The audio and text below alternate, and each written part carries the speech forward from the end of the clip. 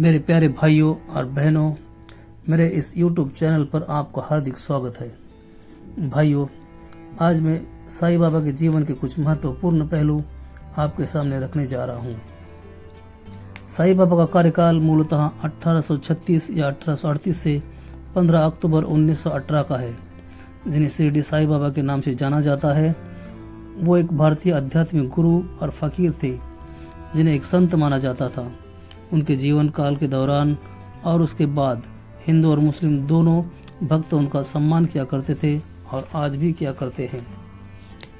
शिरडी साईं बाबा के जीवन का सारांश यही कहता है कि साईं बाबा एक अवतार थे या नहीं पता नहीं, मगर वो एक समाज सुधारक और धर्म सुधारक जरूर थे। उन्होंने लोगों को अपने अपने धर्म ग्रंथों के अनुसार पालन करने का आग्रह किया और जीवन के श्रेष्ठ मूल्यों, श्रद्धा और सबूरी को अपने अंदर निर्माण करने को प्रोत्साहित किया। लोग जो ईश्वर या अल्लाह से दूर होते जा रहे थे, उन्हें फिर से अपने मालिक से जोड़ने का काम किया और समाज में धर्मों में जो दूरियां पैदा हो गई थी, उन्हें मिटाने का प्रयास किया और आपस में प्रेम और भाईचारा पैदा किया। इसके लिए उन्होंने अपना सारा जीवन न्योछावर किया। श्री शिरडी साईं बाबा कौन थे ये हमें ज़रूर मालूम नहीं, मगर उन्हें खुद तो पता था कि वो कौन है, उनके रिश्तेदार कौन है, अपने लोग कौन है। मगर उन्होंने अलग अलग धर्मों को जोड़ने के लिए, लोगों में भाईचारा पैदा करने के लिए अपना सर्वस्व बलिदान कर दिया और अपनी पहचान हमेशा छुपाए रखी। ये थे साईं बाबा जो एक अवतार थे, या अवतार से कम तो बिल्कुल नहीं थे, जिन्होंने लोक कल्याण के लिए एक त्याग मूर्ति बनकर अपना सारा जीवन व्यतीत कर दिया।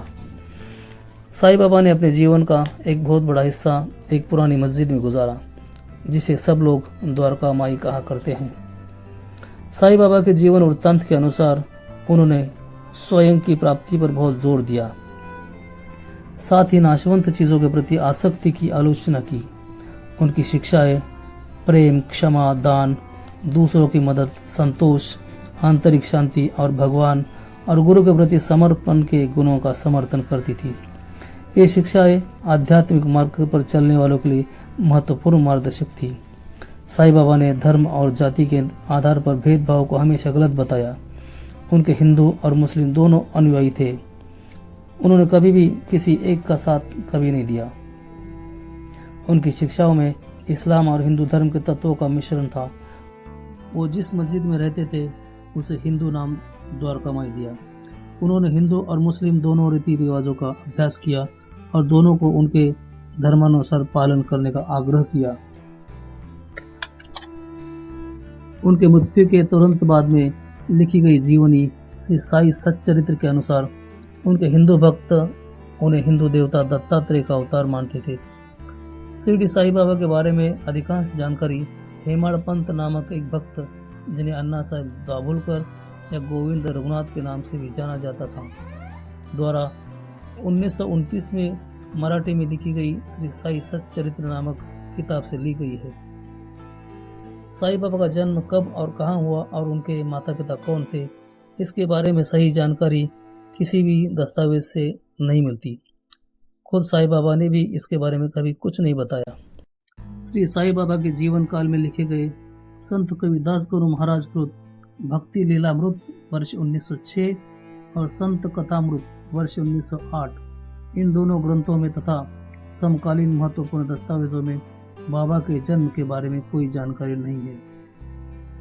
साईं भक्तों के अनुसार प्रमाण ग्रंथ श्री साई सच्चरित्र में बाबा के जन्म के बारे में कोई जानकारी नहीं है। श्री साईं बाबा के समकालीन सरकारी दस्तावेजों में बाबा का वर्णन एक औलिया के रूप में किया गया है। उस समय खुफिया एजेंसी और अधिकारियों द्वारा लिखी रिपोर्ट एवं आदेशों में बाबा का जन्म स्थान अज्ञात बताया गया था।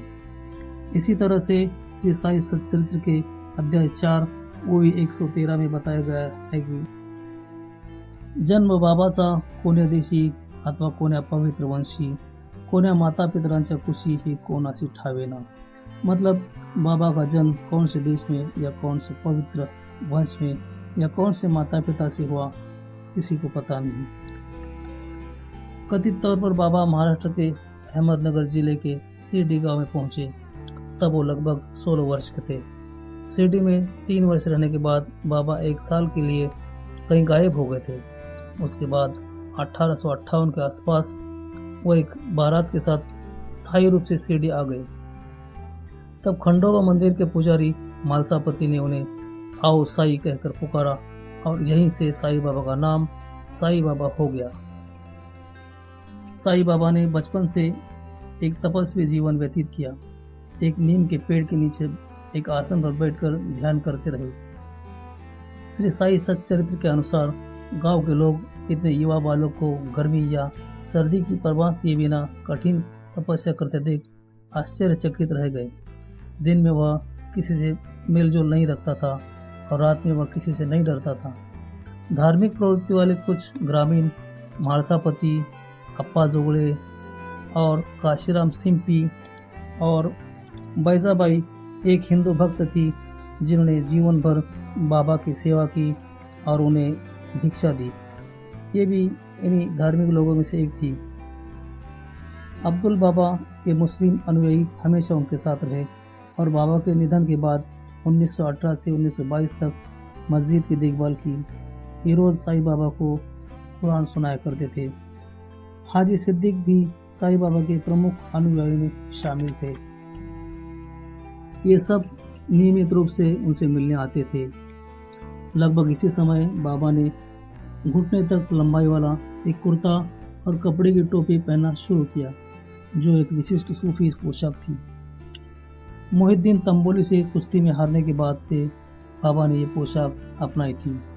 इससे बाबा की खिलाड़ी वृत्ति का भी पता चलता है। इस पहनावे से बाबा की एक मुस्लिम फकीर के रूप में पहचान स्थापित हो गई, जिसकी वजह से गांव के कुछ हिंदू उनके प्रारंभिक शत्रु बन गए। 4-5 वर्ष तक बाबा ने एक नीम के नीचे तपस्या की।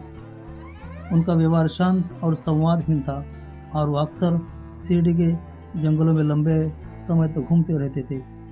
इसीलिए शुरू में लोग उन्हें पागल भी समझते थे। आखिर में वह गांव की पुरानी मस्जिद में रहने के लिए राजी हो गए। बाबा रोज 2 बार सिर्फ 5 घरों की भिक्षा मांगते और मस्जिद में आकर अपने साथियों के साथ खा लिया करते। इसी जगह से उन्होंने लोगों का उदी से यानी पवित्र राख से इलाज करना शुरू किया। उनके बाद जाकर लोगों को अपनी बीमारियों से और अन्य तकलीफों से निजात मिलती। इसीलिए बाबा बहुत जल्द सब तरफ मशहूर हो गए। बाबा ने कई चमत्कार भी किए, जैसे सांप के काटने पर भी उसे ठीक करना, जिसको बच्चे ना हो रहे हो उन्हें अपनी उदी से औलाद की खुशी देना, गरम कढ़ाई में हाथ डालकर खीर निकालना, तेल की जगह पानी से दिया जलाना और 3 दिन की मौत के बाद फिर से जीवित होना वगैरह। एक तरह से बाबा ने एक स्थानीय हकीम का काम भी किया। उन्होंने लोगों को आध्यात्मिक शिक्षा देने का महत्वपूर्ण काम किया। उन्होंने हिंदुओं को उनके धर्म ग्रंथ रामायण, भगवद गीता और योग वशिष्ठ और मुस्लिमों को कुरान पढ़ने की तालीम दी। उन्होंने भगवान के अखंड नाम के जप, जिसे वह जिक्र कहते थे, करने के लिए विशेष जोर दिया। उनके बहुत सारे शिष्य बन गए और प्रसिद्ध आध्यात्मिक व्यक्ति बन गए। विशेष रूप से शिरडी के खंडोबा मंदिर के पुजारी मालसापति और उपासनी बाबा महाराज, जो स्वयं मेहर बाबा के शिष्य बन गए। बेडकर महाराज, गगनगिरी महाराज, जानकीदास महाराज और सती गोदावरी माता जी जैसे अन्य संतों द्वारा भी बाबा का सम्मान किया जाता था। अगस्त 1918 में शिरडी साई बाबा ने कुछ भक्तों से कहा कि वह जल्द ही अपना देह छोड़ देंगे। सितंबर के अंत में उन्हें तेज बुखार हुआ और उन्होंने खाना बंद कर दिया। जैसे जैसे उनकी हालत बिगड़ती गई, उन्होंने अपने शिष्यों को पवित्र ग्रंथ सुनाने को कहा। हालांकि उन्होंने आने वाले लोगों से भी मिलना जारी रखा। आखिर 15 अक्टूबर 1918 को विजयादशमी के दिन साई बाबा ने अपना अवतार कार्य पूरा करके महासमाधि ली। उनके पवित्र शरीर को बूटीवाड़ा में दफनाया गया और वहाँ श्री साई के अलौकिक तुरबत का निर्माण किया गया, जो बाद में एक पूजा स्थल बन गया, जिसे आज श्री समाधि मंदिर या शिरडी साई बाबा मंदिर रूप में जाना जाता है। 1954 तक यहाँ पर बड़ी संख्या में मुस्लिम श्रद्धालु भी आया करते थे, मगर धीरे धीरे उनकी संख्या घटती चली गई। साईं बाबा ने धर्म या जाति के आधार पर सभी उत्पीड़न का विरोध किया और धार्मिक रूढ़िवाद के खिलाफ थे। साईं बाबा ने अपने भक्तों को प्रार्थना करने, भगवान का नाम जपने और पवित्र ग्रंथ पढ़ने को प्रोत्साहित किया। उन्होंने मुसलमानों को कुरान और हिंदुओं को रामायण, भगवद गीता और योग वशिष्ठ जैसे ग्रंथों का अध्ययन करने की सलाह दी।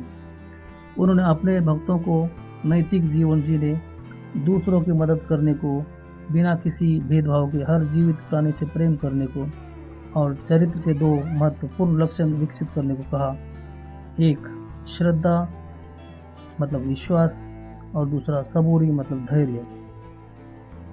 अपने उपदेशों में साईं बाबा ने सांसारिक मामलों से लगाव किए बिना अपने कार्यों का पालन करने और स्थिति की परवाह किए बिना संतुष्ट रहने पर जोर दिया।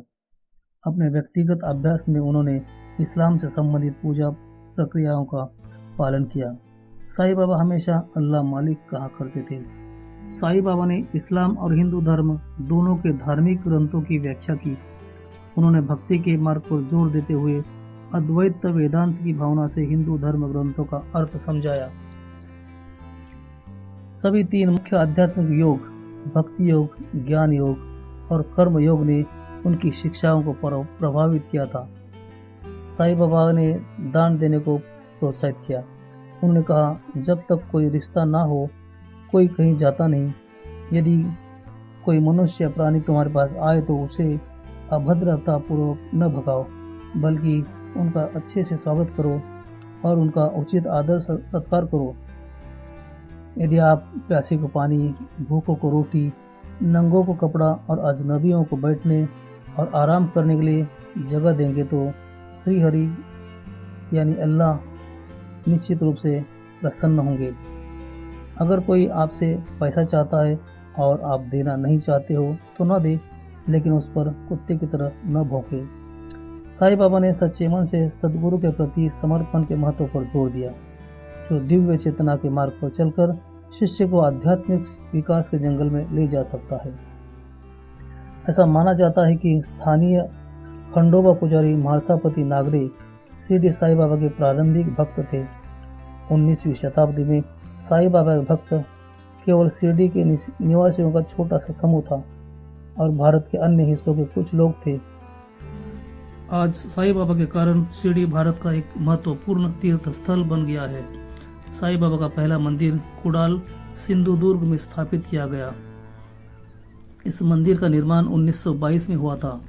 शिरडी में साईं बाबा मंदिर में प्रतिदिन औसतन 2500 तीर्थयात्री आते हैं। धार्मिक उत्सव में यह संख्या 2 लाख तक पहुंच जाती है। मंदिर का आंतरिक भाग और बाहरी शंकु दोनों सोने से ढके हुए हैं। मंदिर के अंदर साईं बाबा की मूर्ति इतालवी संगमरमर से बनाई गई है।